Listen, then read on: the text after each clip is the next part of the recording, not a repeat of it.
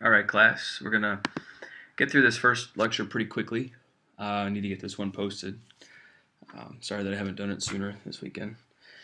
This lecture is called We Are Not Filmmakers, Are We? There's about 12 slides, and key things to focus on here. Essentially, this is a lecture about planning for your shots, and I make the case that you can, in fact, plan for events that happen in real life, even though things may be unfolding a little bit, randomly. There are still different things that you can anticipate, particularly in everyday situations. I think the best example from class that we've had so far is just when somebody's typing at a computer, you can actually make sequences out of someone, sitting down and typing an email or typing a report, and you can even anticipate a little bit of nat sound. Even if there's a tiny bit of nat sound in a room, you should still be able to get that little bit of sound. And the sound and the pictures and the story that you write, the script that you write, that's the whole deal. So we're going to hit on today comes from the book, but it's sort of summarized. The first is sort of a negative statement, I know, but wing it and it will suck. That's straight out of the text. And it just means that if you just show up without a clue, your video is going to look like you didn't have a plan. You need to think of every story as a pitch, and we'll talk a little bit about how to make a pitch and how you should pitch stories to me. We're going to have story meetings several times throughout the semester where you're going to tell me what the video should be for your story and why you think this is actually a news story. So while we're not filmmakers, we are storytellers. We do use video to tell stories, and you should be planning, you should be pitching pretty much nonstop from now until the end of the semester. When you think about storytelling, it goes all the way down to that sort of atomic level of the shot. Every shot has a subject and a verb, sometimes even a subject and verb and an object. So if you get a shot that does not tell a sentence, it better be part of a sequence that does. And that's the goal for you, is to be able to break your story down into sequences of shots that tell little sentences in and of themselves that when put together, you could narrate a story even without the video. And then when you add the video, even without the script, and then when you add the written script, those two things together tell a very complete story, quite a complete story. You can plan with a shot list. You can anticipate, especially on long drives or at events that seem to be taking forever, you can anticipate the shots to come and actually write them down. When someone is filming a movie, obviously just about everything is scripted, or it should be. I don't know, maybe some of you have worked as extras at productions around New Orleans. They don't always plan every last moment.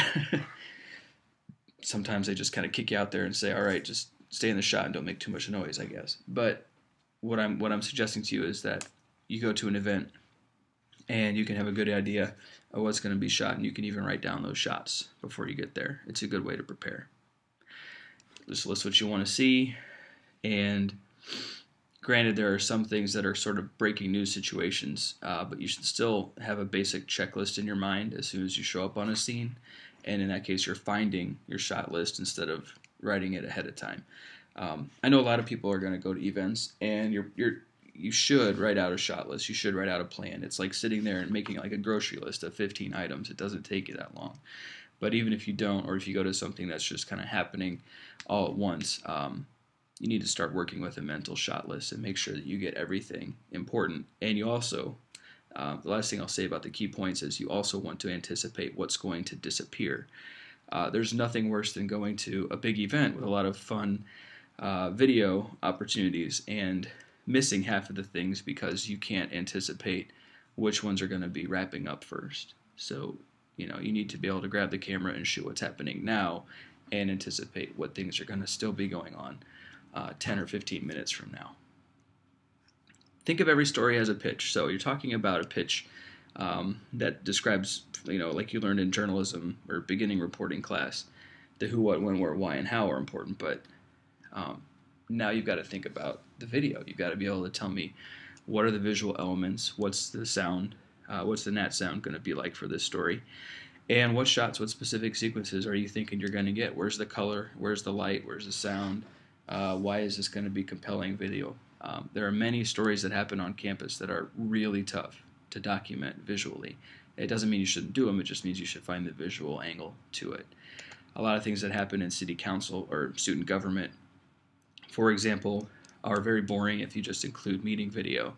But if you go outside of the meeting and figure out what they're really talking about, teachers in class, faculty salaries, tenure plans, changes to financial aid, those affect students, and the video should always be students, the people affected.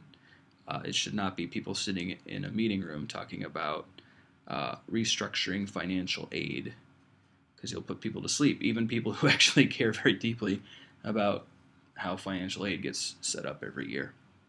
So you got to sell the story, and you're constantly trying to improve the product.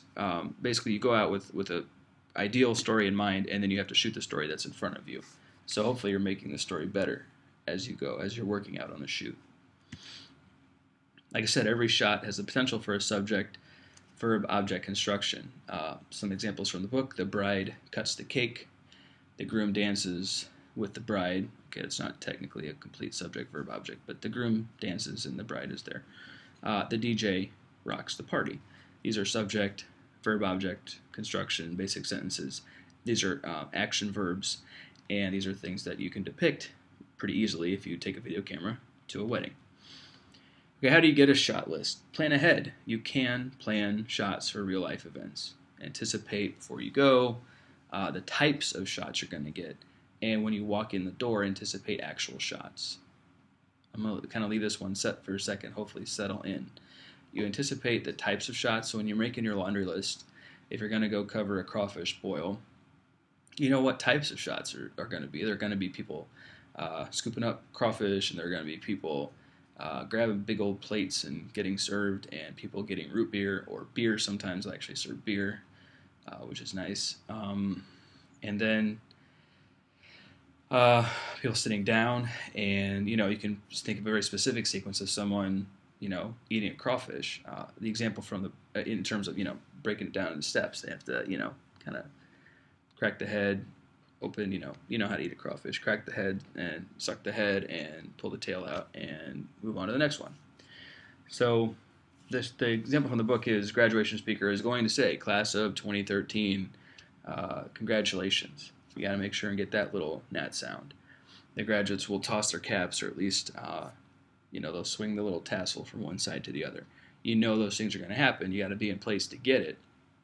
And usually, I'll give you one key. You want to get a shot of 2, maybe 3 people doing this. You're not looking for a mass of, 400 people doing something like tossing their caps or switching the tassel from one side to the other. It's actually a lot better if you can focus in on just a couple of people. So, at a crawfish boil, you're not trying to get shots of 50 people standing in line waiting for crawfish. That's very boring. You want one person scooping and another person taking a plate saying, "Thank you very much." So, I want you to deconstruct a Loyola story, something that you see upcoming in the events in the Maroon, or something that you just know is going to be happening. I don't know, campus puts out an email every once in a while of events coming up. It doesn't have to be an event. It can just be something related to something newsworthy that you know about from just talking to people, or if you had a beat from beginning reporting or journalism. I want you to tweet me a pitch that tells me the who, what, when, where, why, and how of the potential story. That'll probably be one tweet. Anticipate the types of shots that you would get, and even anticipate some specific shots. But remember, it's okay to wait until you get there to tell me this, to tell yourself the specific shots you need to get. It's the difference between saying, okay, we're going to get some shots of people scooping up and serving crawfish, and saying, okay, we're going to get shots of the first table instead of the one that's right next to the band where you can't hear any gnat sound of the scooping or something like that. You got to anticipate the very specifics of it within the scene, within what's happening right in front of you. And anticipate a few interviews. So I think I want 4 tweets. One's just a who, what, when, where, why, and how. One is anticipating the shots. Another one would anticipate the interviews you would get if you were doing a full package. And another one's going to anticipate the types of gnat sound that you would get. So send me tweets about that. And that'll wrap this one up. We're going to go ahead and call this one good. Yeah, we're just going to leave that alone. Oh, there was an example. My example is swim club members they were starting a new chapter, you might go in and do a follow-up and see if the swimming club is still surviving after 1 year, if they're growing. So the who was swim club members, the what is starting a swimming club or continuing it into its second year of existence. Where are you going to go to shoot it? The rec center pool. If you ever go shoot something at an indoor pool, give your camera 20 minutes to defog because the lens will fog up, and it doesn't matter how many times you wipe it with a cloth, it's going to have to just kind of get used to the humidity. When is going to be when they have a practice? Why? Ask them. Are they having fun? Are they trying to meet people, meet friends? And the how is, how have they grown? So I'm going to go ahead and wrap this one up. We're going to call this one good. The basic idea of Are We Filmmakers is we tell little mini visual stories. They're all, tiny little documentary films.